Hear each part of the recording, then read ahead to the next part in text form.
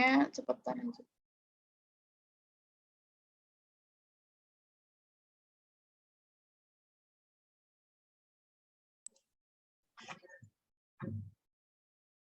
Ya, Assalamualaikum warahmatullahi wabarakatuh. Kami dari kelompok 4, Praktikum Farmakoterapi 1 dengan dosen pembimbing Apoteker Masita Wulandari Surya Putri, Master of Science, dengan anggota Rini NIM 07, Atika NIM 23, Umi NIM 45, Alfi NIM 65, Rifa NIM 81, dan Noak NIM 97.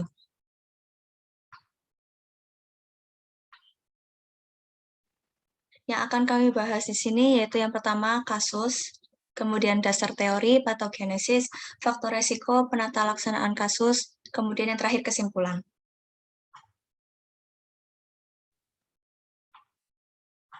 Yang pertama dari kasus,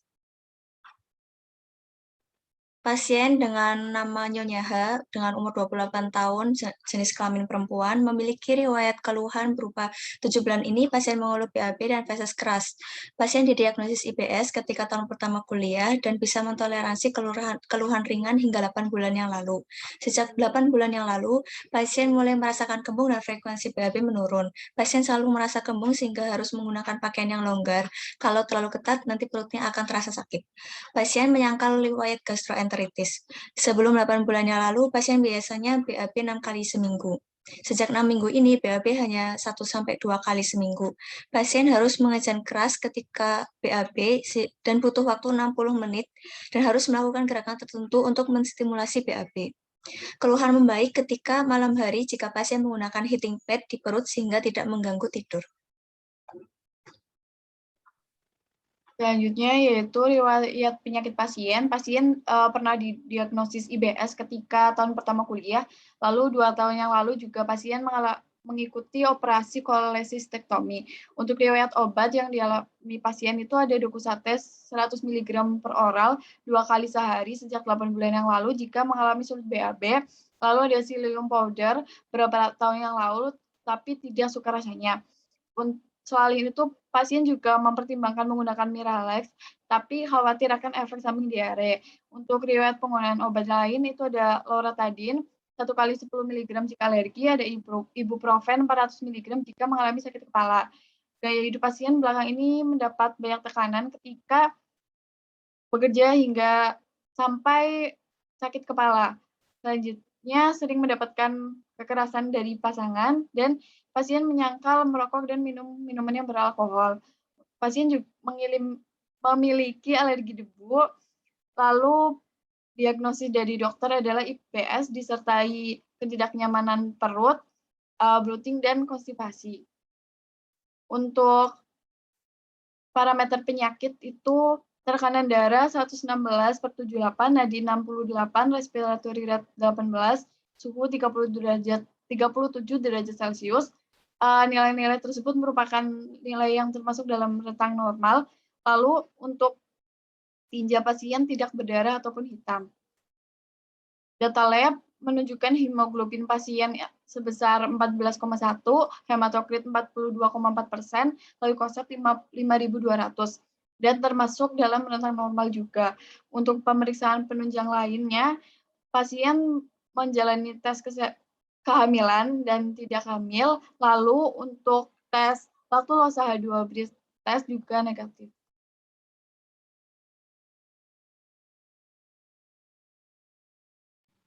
Selanjutnya adalah dasar teori. Irritable bowel syndrome (IBS) merupakan salah satu penyakit gastrointestinal fungsional. Irritable bowel syndrome memberikan gejala berupa adanya nyeri perut, distensi, dan gangguan pola defekasi tanpa gangguan organik. Kebiasaan buang air besar yang berubah dengan diare dominan IBSD, konstipasi IBSC, atau keduanya IBSM. Tidak ada pemeriksaan definitif karena tidak ada biomarker yang ditemukan sehingga IBS dapat diagnosis secara klinis. Selanjutnya penyebab dari IBS. Untuk penyebab dari IBS sendiri sepenuhnya belum diketahui secara spesifik. Berbagai sumber penelitian mengaitkan IBS dengan berbagai faktor penyebab seperti faktor diet atau makanan, mutasi gen, faktor psikososial atau stres kronis, infeksi saluran cerna, dan sistem kekebalan tubuh. Pada sebagian pasien, gejala IBS muncul dalam waktu 6-12 bulan setelah infeksi saluran pencernaan. Ketiga, peningkatan pelepasan mediator seperti nitrik oksid, interleukin, histamin, dan protease juga bisa merangsang sistem saraf di sekitar usus, sehingga menyebabkan gangguan gerakan peristaltik saluran cerna. Keempat, infeksi pada saluran cerna bisa menyebabkan hilangnya keseimbangan bakteri flora normal. Perubahan jumlah dan kualitas bakteri dapat menyebabkan disfungsi motorik dan sensorik yang melandasi gejala IBS. Dan yang kelima, sampai saat ini tidak ada teori yang menyebutkan bahwa IBS disebabkan oleh satu faktor saja secara spesifik. Banyak faktor yang menyebabkan terjadinya IBS, antara lain gangguan motilitas, hipersensitivitas visceral, dan pasca infeksi usus. Selanjutnya adalah patogenesis terjadinya IBS. Tidak ada mekanisme fisiologis khusus mengenai karakter dari IBS, tetapi terdapat 3 faktor yang berhubungan dapat mempengaruhi gejala dan berbagai tingkat pada masing-masing individu. Yang pertama adalah terkait perubahan reaktivitas usus, yaitu mengenai motilitas dan sekresi, dalam respon terhadap rangsangan lumen seperti makanan, disteni usus, inflamasi, dan faktor bakteri, atau juga provokasi lingkungan berupa stres psikososial, yang kemudian mengakibatkan diare dan konstipasi.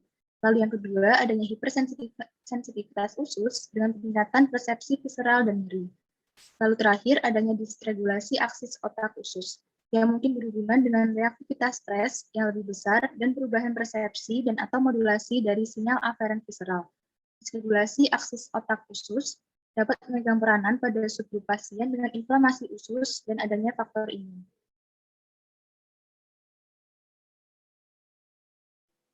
Selanjutnya adalah faktor risiko terjadinya IBS.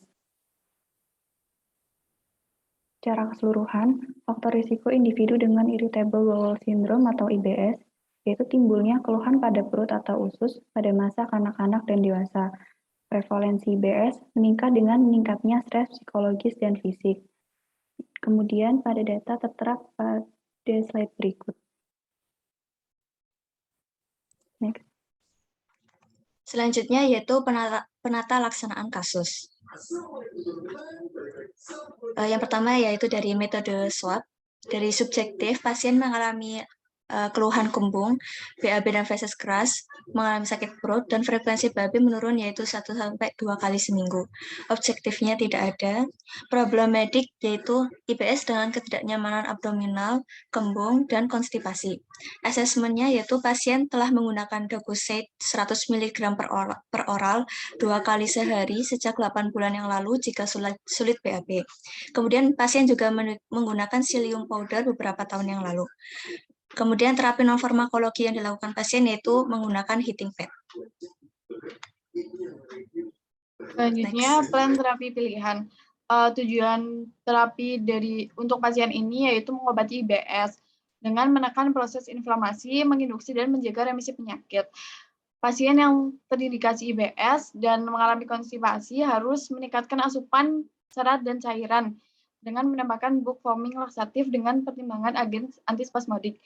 Jadi diputuskan untuk menggunakan serotonin 4 agonis, yaitu tegaserot.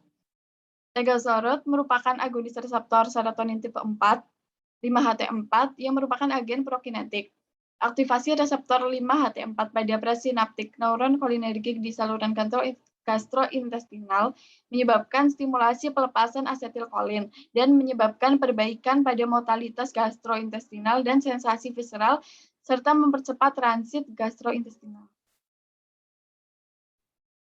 Selanjutnya untuk tepat pasien. Tegaseroid dapat menyebabkan gangguan kardiovaskular apabila pasien termasuk ke dalam faktor risiko seperti hipertensi, perokok, diabetes, hiperlipidema, dan obesitas. Namun, pada kasus ini tekanan darah pasien normal dan tidak ada riwayat hipertensi dan lain-lain, sehingga dapat diberikan tegaserot. Nah, untuk dosis tegaserot sendiri 6 mg setiap 12 jam 2 kali sehari selama 12 minggu. Untuk waspada efek samping obat, ada diare, sakit perut, ide, atau upaya bunuh diri. Berikutnya adalah form KIE dan monitoring obat.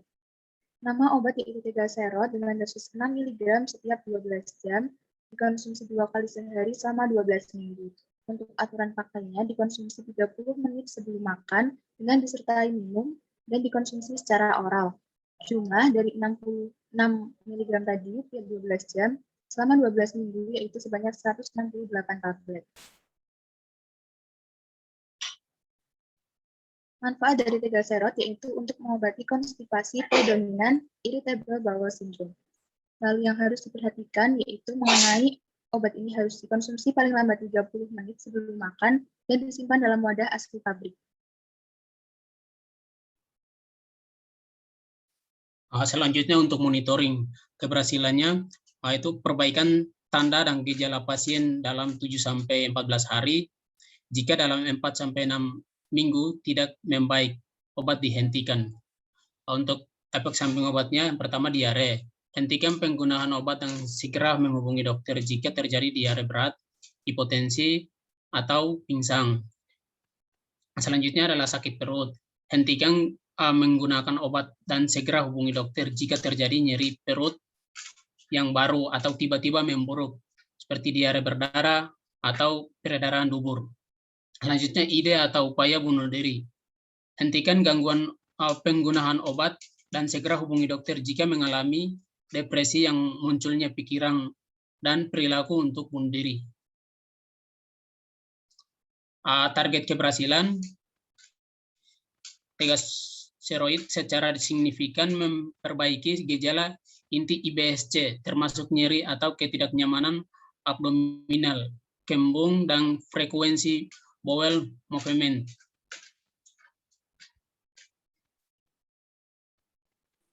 Untuk yang terakhir ialah kesimpulan. Pada kasus IBS, disertai ketidaknyamanan abdominal, kembung, dan konstipasi dapat dilakukan terapi farmakologis melalui pemberian agonis reseptor serotonin tipe 4 atau 5-HT4 dan agen prokinetik yaitu tegaserot. Tegaserot sendiri diberikan 6 mg setiap 12 jam, dikonsumsi 2 kali sehari selama 12 minggu, dikonsumsi 30 menit sebelum makan. Tegaserot akan memperbaiki nyeri atau ketidaknyamanan abdominal, kembung, dan frekuensi bowel movement. Penggunaan obat disertai pengawasan efek samping berupa diare, sakit perut, dan ide atau upaya bunuh diri. Berikut daftar referensi yang kelompok kami gunakan. Terima kasih, kurang lebihnya mohon maaf. Assalamualaikum warahmatullahi wabarakatuh. Waalaikumsalam warahmatullahi wabarakatuh.